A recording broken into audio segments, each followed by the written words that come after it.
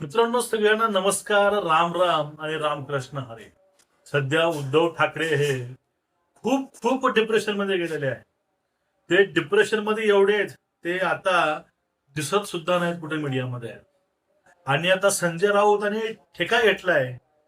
जोपर्यंत बाळासाहेबांची नावाची शिवसेना जी आहे, ते जोपर्यंत संपत नाही तोपर्यंत थांबायचं नाही. आता झटक्यावर झटके 4 झटके मिळाले आहेत मित्रांनो. आणि एकतर झटका एवढा मोठा आहे उद्धव ठाकरे कडून, खास करून. कारण उद्धव ठाकरेंचा प्रवक्ता म्हणतो, याचा अर्थ उद्धव ठाकरेंचा पक्ष म्हणतो हा झटका आहे अभिजित दिपके यांच्या त्या सो कॉल्ड सीजेपी पार्टीला. आता शेवटचा झटका ऐकून तुम्हाला वाटेल उद्धव ठाकरेंनी मोदीची बाजू घ्यायला सुरुवात केली काय. बघा, एकूण एकदम नंबर 1 व्हिडिओ आहे, मस्त व्हिडिओ आहे. शेवटपर्यंत बघा आणि व्हिडिओ शेअर करा मित्रांनो. झालं असं की पुणेमध्ये छात्रों की गुंज या प्रकारचा कार्यक्रम राहुल गांधींनी आयोजित केला होता. सो कॉल्ड काँग्रेसनं ते आयोजित केला होता. आणि ते कार्यक्रम हा सगळ्यात मोठा व्हावा, कार्यक्रमामध्ये जास्त गर्दी जमावी, जास्त ऑडियन्स यावी, यासाठी तजवीज ही केली होती. त्यापूर्वी ते सगळं करण्यासाठी जो पैसा हवा होता ना, त्या पैशासाठी कर्नाटक राज्यातून, कर्नाटक आणि महाराष्ट्र सीमेवरती 27 कोटी मित्रांनो सापडलेले आहेत. अस्लम नावाचा ड्रायव्हर 27 कोटी रुपये घेऊन पुण्याला येत होता. त्याला पकडलं, जेरबंद केलं. बाकीचा पुढला तपास चालूच आहे. आणि त्या पुढे जाऊन जे काही क्रिएटर आहेत ना, हा जो होता, हा होता झटका नंबर 1 बरं का. कारण पुण्यामधील छात्रकी गुंज कार्यक्रमाला फंडिंग ही काँग्रेसच कर्नाटक मधून करत होतं. आणि ते लोकांसमोर एक्सपोज झाला. एक्सपोज होणं हाच यांच्याकरता झटका आहे मोठा. त्यांना वाटलं सगळं आलबेल होऊन जाईल, पण असं झालं नाही, सगळं उघडं पडलं. झटका नंबर 2 की प्रत्येक क्रिएटरला इंस्टाग्रामच्या, फेसबुकच्या आणि युट्यूबच्या 25,000 रुपयाची ऑफर दिली गेली होती. आणि त्यांना हे वाटलं होतं, ज्या प्रकारे आपण नेहमी ते दिल्लीमध्ये कॉक्रोच पार्टीच्या माध्यमातून ज्याप्रमाणे पेड कॅम्पेन झालं होतं, तसं ते कॅम्पेन होईल. पण यासाठी बहुतांश क्रिएटरनी व्हिडिओ बघून सगळे प्रूफ सोशल मीडियावरती टाकलेले आहेत. हा झटका नंबर 2 होता. कारण लोकांना कळून चुकलं होतं, जर हा कार्यक्रम प्रामाणिक लोकांसाठी असला असता तर या ठिकाणी लोकांना पैसे घेऊन या ठिकाणी एक नेरेटिव्ह सेट करायला बोलवलं नसतं. मग हे नेरेटिव्ह सेट करण्याचा प्रयत्न यांनी केला आणि पैसे देऊ केले. हा सुद्धा यांचा जो खेळ होता उघडा पडला. हा झटका नंबर 2 होता. आता जे पूर्ण झटका मित्रांनो आहे तो याहून थोडासा वेगळाच आहे. तो असा, संजय राऊतांनी म्हणजेच सो कॉल्ड त्या पक्ष गटानं, संजय राऊत बोलले म्हणजे राऊत नाही बोलले, ते शिवसेना बोलण्याचा अर्थ असा होतो. कारण सध्या प्रवक्ता पद हे सांभाळतात अधिकृतरित्या शिवसेना उभाटाचं. आता यासाठी मोदी राहणारच नाहीत, सत्ता पालट होईल, महाराष्ट्रामध्ये वाईट परिस्थिती निर्माण होईल, भारतामध्ये वाईट अवस्थेमध्ये मोदींना पायउतार व्हावं लागेल, हे राऊत बोलत होते. कारण राऊतांना माहित होतं की पुण्यामध्ये जे काही काँग्रेस छात्र की गुंज हा प्रोग्राम ऑर्गनाईज करत आहे, या मागे काहीतरी आलबेल आहे.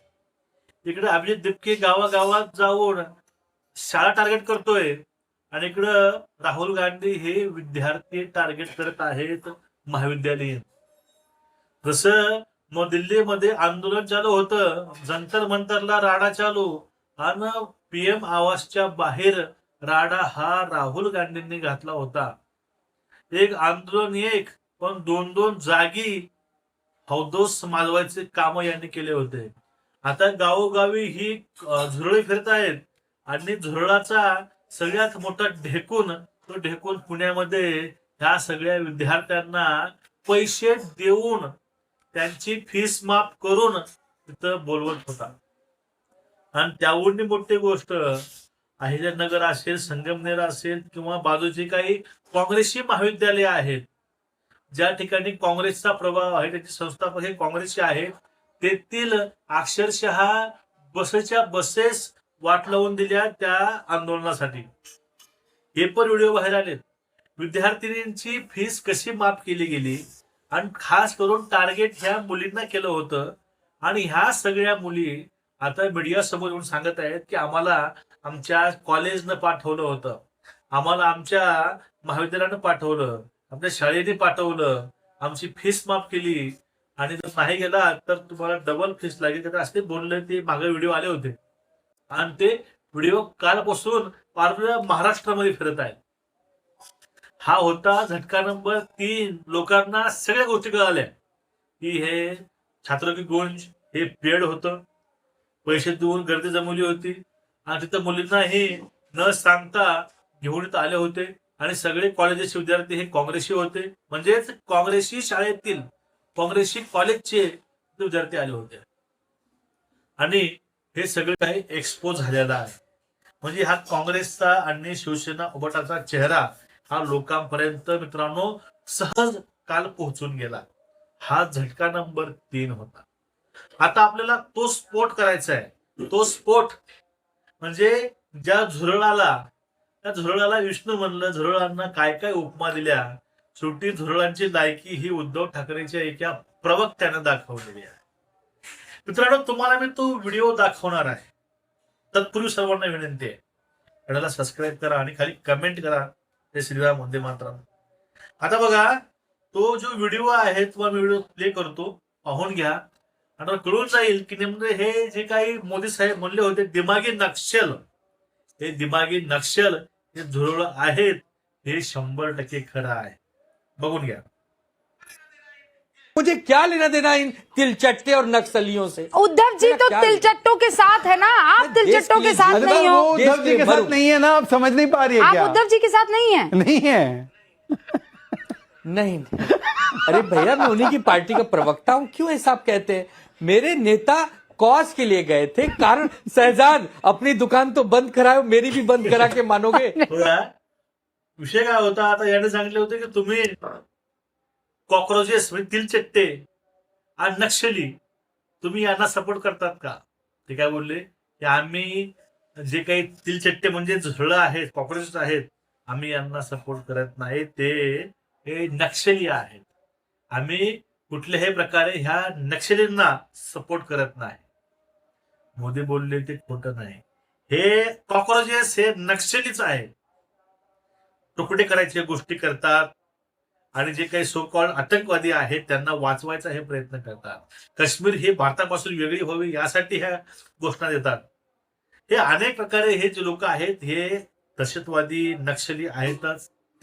ही गोष्ट यांनी हे मान्य केली आहे आणि त्या नक्षलींना 7 पाठीमागे उद्धव ठाकरेने दिली.